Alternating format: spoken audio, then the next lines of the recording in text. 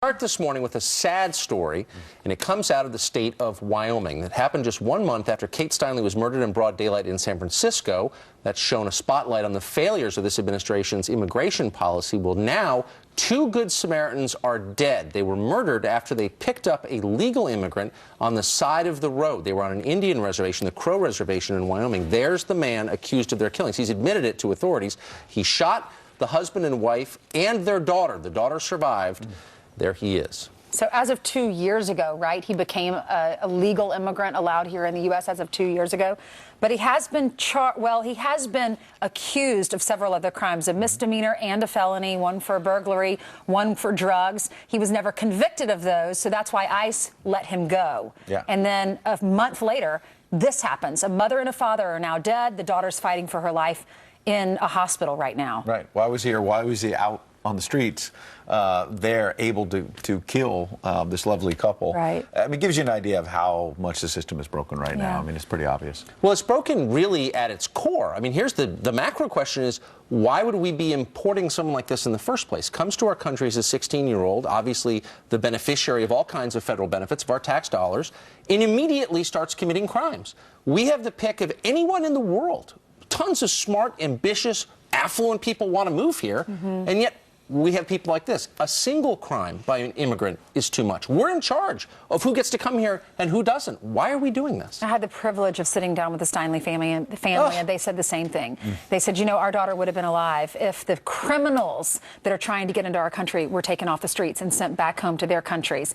They said, we don't have a problem with the people that are here that are working and trying to send money home or making a living and doing the right thing, but it's those with misdemeanors, it's those with the felonies. Those are the ones that don't belong here because they're killing innocent people who are walking on the piers of San Francisco with their father and taking their last breath in their dad's arms saying, help me, Dad. It's deranged. And the Steinle tragedy, it has put immigration front and center again. Yes. Donald Trump had a big part of that. You can bet immigration is likely to be a pretty big part of the first debate, Fox, Thursday night.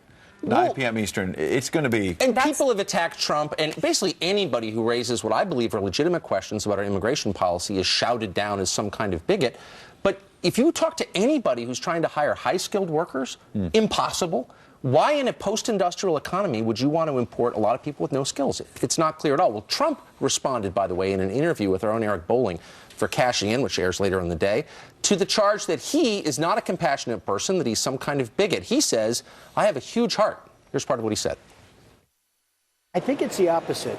I really think I have a big heart. I want to take care of people, even on the health care. I want to take care of people that a lot of people aren't talking about.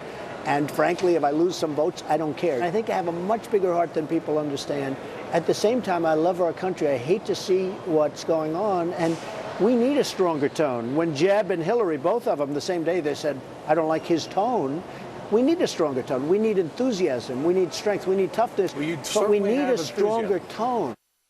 You can be tough and you can still have a heart. Let's flip it around. He does have a heart. He has a heart for families like the Steinle family, who are now celebrating every holiday for the rest of their lives without their daughter. That's who he has a heart for the people who are doing the right thing. He doesn't have a heart for the people who are breaking the law. He doesn't want them in this country. A lot of people agree with him, and that's why he's at the top of the poll. Jeb Bush is going to make the case that he has a heart as well, and that's why he wants something that's closer to comprehensive immigration reform, because he also wants to keep families together here. That's been unpopular within the Republican Party. And if he starts pushing back on Trump in this debate, they've got much different opinions, much different approaches to immigration reform among many issues. When I'm picking a godfather for one of my many children, I'm very concerned about that person's heart. When I'm picking a president, I'm more concerned with what does that person think, what will he do, what are his ideas.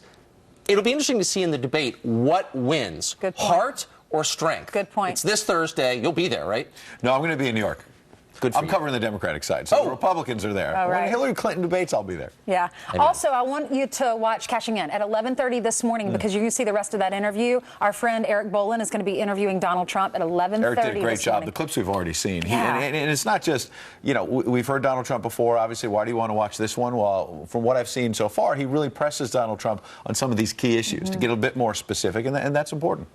All right, we'll be tuning in as well. All right.